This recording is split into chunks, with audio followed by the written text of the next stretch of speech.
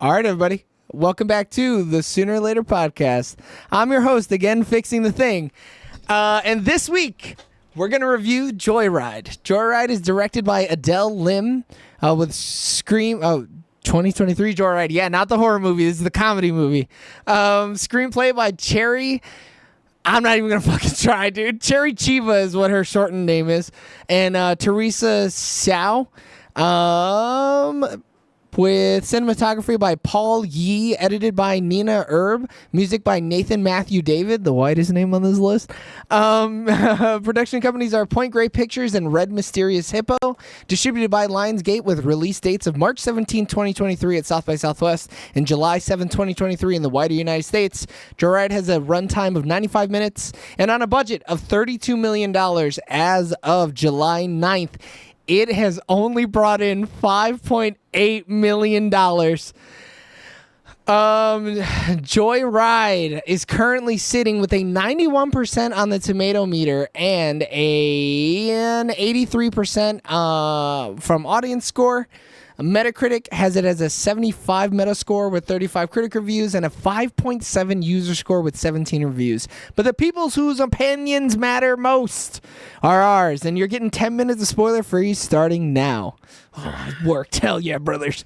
So yeah, this is not about you're just driving on the side of the highway and someone tries to chase you down.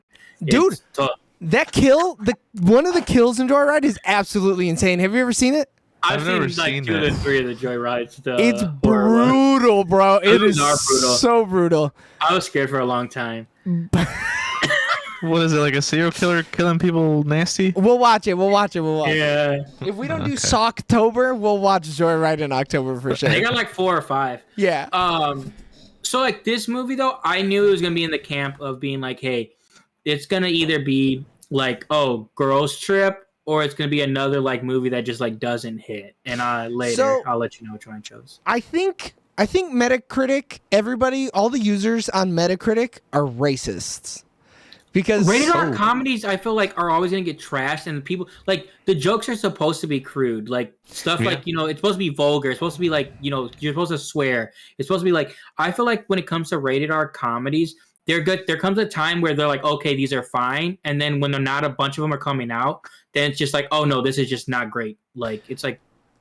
I know we usually do this in the spoiler section, but I need to read this from Armanio Films. I did not enjoy this movie. Took my son to see it for his NFL offseason. 0 out of 5. Why? What? That's just a lie. It's just a lie. What the fuck? I know I'm not supposed to be cursing this early in the video, but what in the actual they stopped that, dude. It's so weird, though. Was it like, oh, his fantasy league's over, so I took my child? I guess. Yeah. I don't know. I'm so confused. I read that and just felt the need to tell you guys. Bro, the user score's trash, though. I mean, you can't listen to them. I mean, it is pretty trash. Especially on Metacritic. I want to know what the average score is from the critics. Because, I mean, spoiler alert, I like this movie. I thought it was good. I also like it. I don't think I think it faltered a little bit because I didn't like it as much as the guy behind me. Because the guy behind me thought that this was the funniest movie he had ever seen in his entire life. Dude, he literally was cackling at everything. And I was like, why don't I find it as funny as him? What's wrong with me? Why am I so fundamentally broken that this guy thinks this movie's funnier than me? I never got the answer. So like one of these like negative like reviews or whatever, it's like built around a predominantly Asian American cast. It's so determined to be crude and edgy that while its friendship dynamic lingers, its initial cleverness gets left in the rear view mirror. But it's just like, what's that on? This is on Rotten Tomatoes. But it's just like, it's crude and edgy. It's like, duh. Like, it also marketed itself as that. For sure. If you went in and thought that this was going to be anything other than crude like humor, a wholesome, you're an idiot. Trip you're just the dumbest fuck. Yeah, it's just so weird. Why? What are you doing? Yeah, a lot of people is like, oh, it's just it's filthy. It's aggressively like just like they're overdoing the sex jokes and the just the swearing and everything like that. But I feel like I would not have gone to this movie and not expected that. I feel like they promoted it properly. Now, if they didn't promote it that way, that'd been a whole nother story. Yeah, I don't know. I think that I think is a terrible thing to knock this movie for, because like, guys, come on, you had to know. What'd you think? Yeah, I don't know.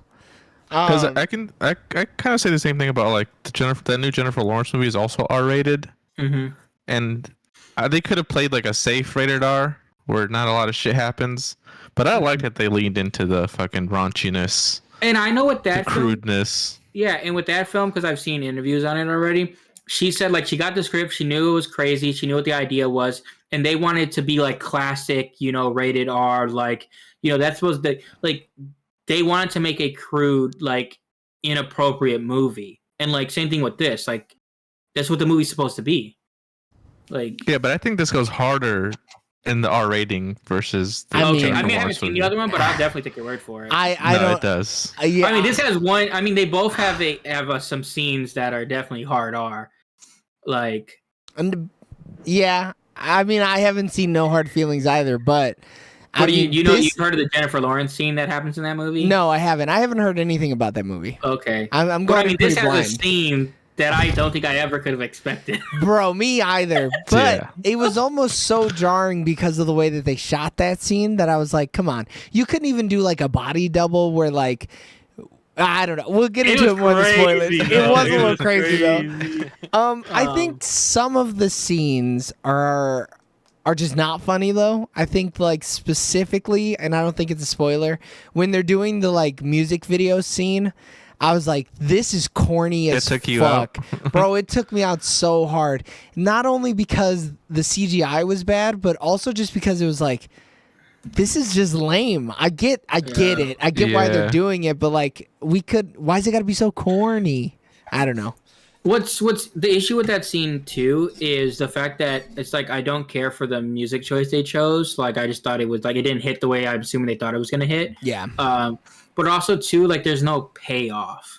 None. Like it's None. all for nothing. Especially because there was no lead up where they were joking about the song there is a either. payoff, dude. Come on. But that's even after the scene though.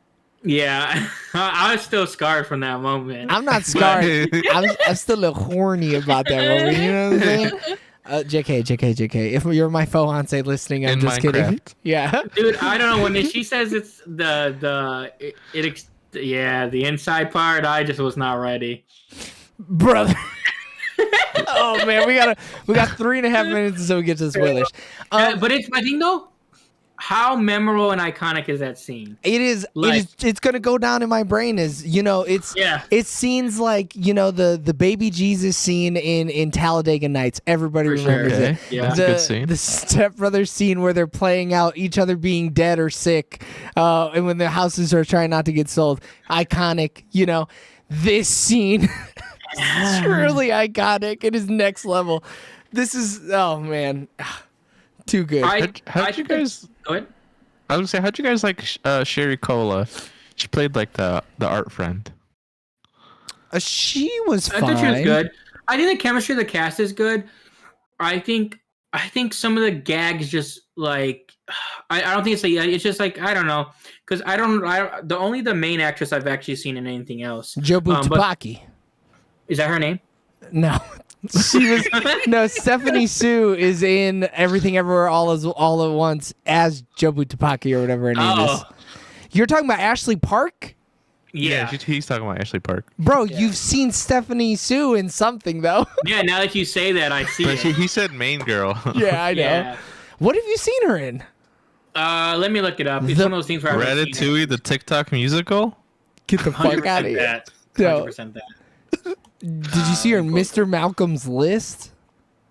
Or was it Ghost of Hiroshima? No.